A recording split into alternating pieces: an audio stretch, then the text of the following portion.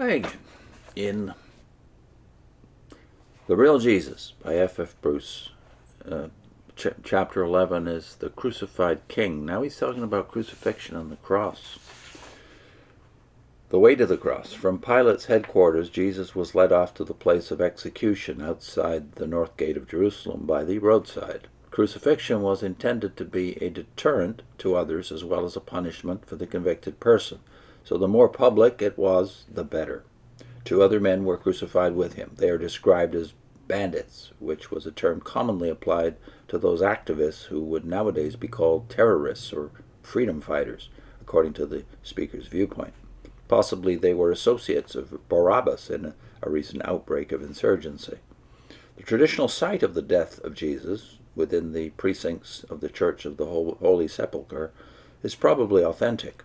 But the traditional route to the cross, the Via Dolorosa, leading from the Ecce Homo Arch to the Holy Sepulchre, is a matter of debate. It is probably accurate enough if Pilate had his headquarters at the Antonia fortress, where today stands the convent of Our Lady of Zion.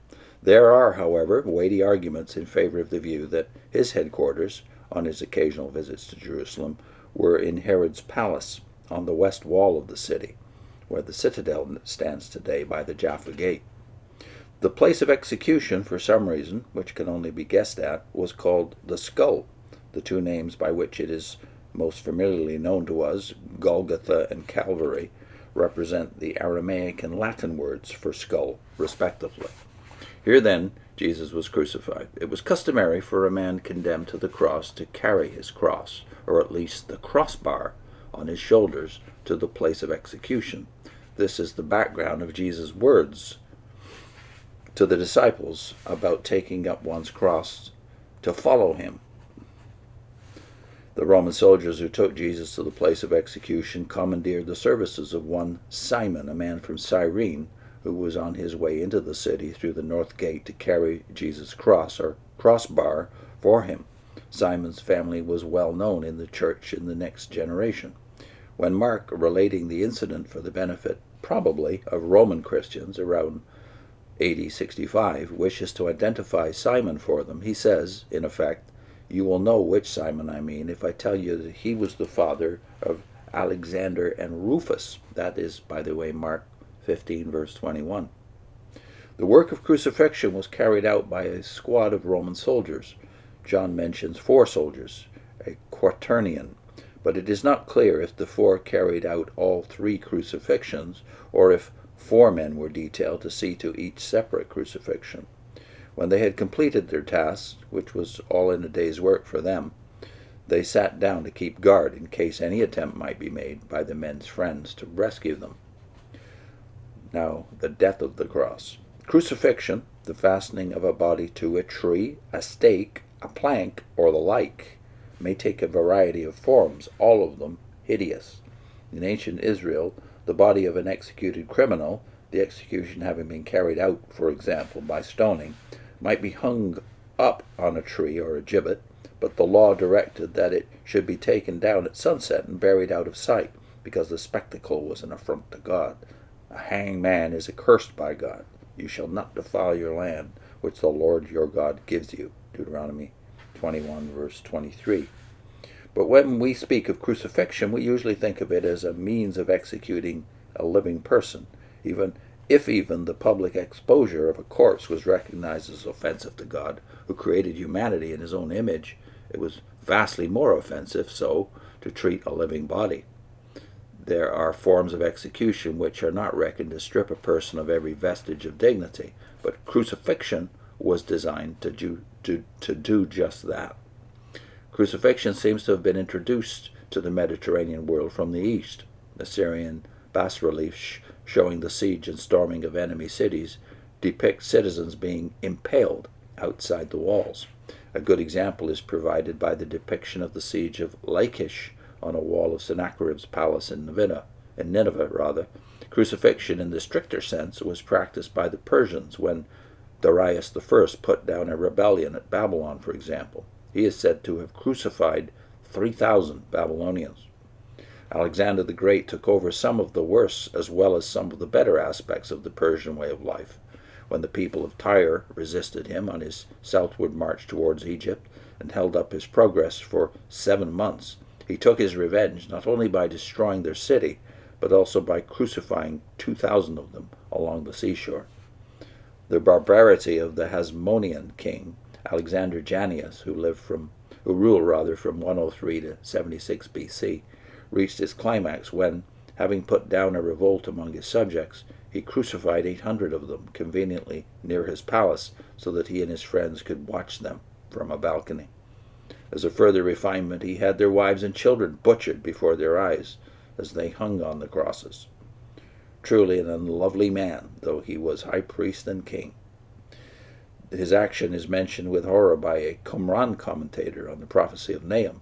This hanging men up alive, he says, was never before done in Israel. He means that it had never before been done by an Israelite. It had been done to Israelites by Antiochus Epiphanes. Herod the Great could be ferocious enough in his punitive actions, but he is never said to have crucified anyone. It was the Romans who introduced crucifixion as a routine means of execution into the land of Israel. They may originally have taken the practice over from Carthage, which was a Phoenician colony.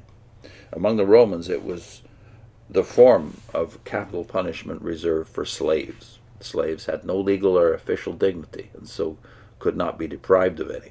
Roman citizens were specifically exempt from such a degrading penalty. When Rome extended its rule further afield, crucifixion was used as the appropriate penalty for non-Romans who were found guilty of rebellion or sedition. When the Roman general Quinctilius Varus put down a rebellion in Palestine after Herod's death in 4 BC, he crucified 2,000 of its ringleaders.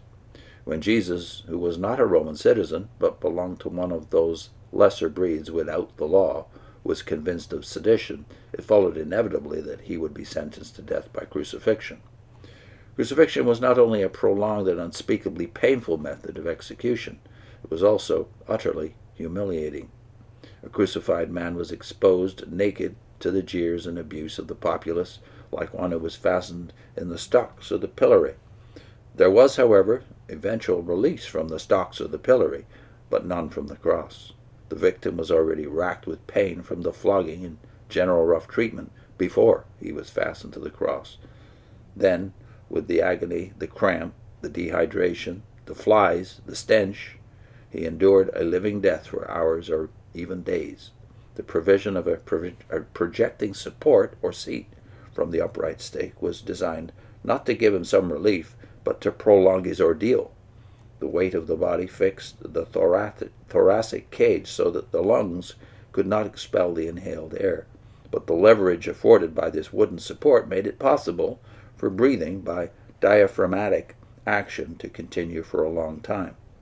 The victim might be fastened to the cross by ropes or by nails. The synoptic evangelists do not indicate which method was used in Jesus' case, but John says explicitly that nails were used.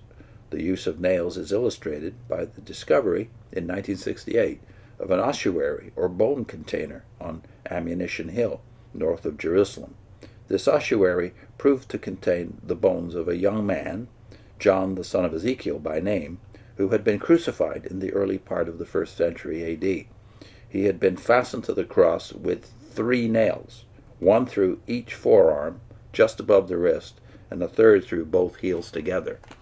Not only so, but his legs had been broken, as also, according to John, were the legs of the 2 men who were crucified along with Jesus. The charge on which Jesus was condemned to death was displayed on a placard attached to the cross, proclaiming him to be King of the Jews. It was worded in such a way as to give deliberate offense to the Jewish leaders. Here, it was implied, was a king worthy of such a nation. Neither Pilate nor the leaders of the nation could have envisaged a time, not far distant, when many would recognize that Jesus did in fact reign from the cross, that the crucified one was the kingliest king of all. So obviously F.F. Bruce supports the traditional notion that the cross, not an upright stake only, but having a crossbeam, and therefore requiring nails going through both wrists or hands, was the kind of torture instrument used on Jesus of Nazareth.